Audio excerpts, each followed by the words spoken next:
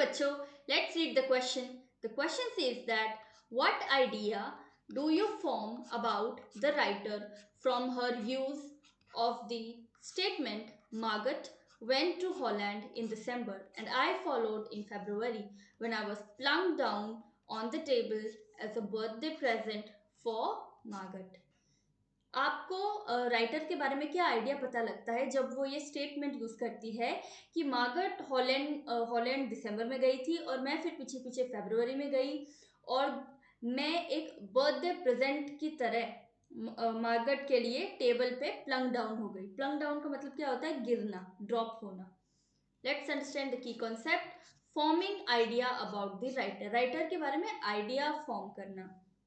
The statement reveals Annie's subtle sense of humour. इस statement से any का जो सेंस ऑफ ह्यूमर है वो हमें पता लगता है। सेंस ऑफ ह्यूमर यानी जो उसका मजाक करने की जो उसकी आदत है, यानी कि वो मजाक अच्छा कर लेती है।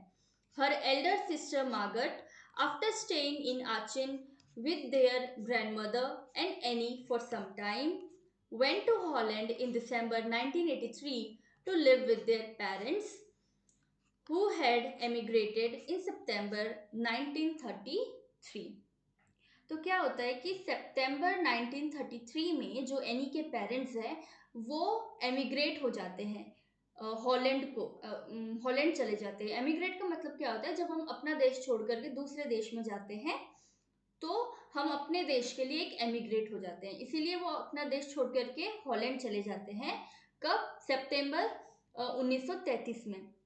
तो उस वक्त जो मार्गरेट होती है वो थोड़े टाइम तो आचेन में अपनी दादी और एनी के साथ रहती है, लेकिन फिर वो दिसंबर 1933 में हॉलैंड चली जाती है अपने पेरेंट्स के साथ रहने के लिए। पेरेंट्स पहले कब गए थे? वो सितंबर में गए थे और मार्गरेट कब जाती है? वो दिसंबर में जाती है। Any was younger, so she joined the family later in the month of February। Any थोड़ी यंग थी, बच्ची थी, इसलिए फिर उसको फैमिली उसने बाद में ज्वाइन की, फरवरी के मंथ में। Her day of arrival in Holland coincided with her sister Margaret's birthday. और फिर क्या हुआ कि जिस दिन वो हॉलैंड पहुंची उसी दिन मार्गरेट का, उसकी बड़ी बहन का बर्थडे था।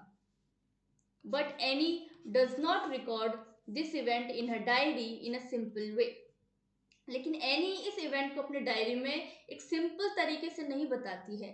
Instead she uses the expression that I was plunged down on the table as a birthday present for Margaret.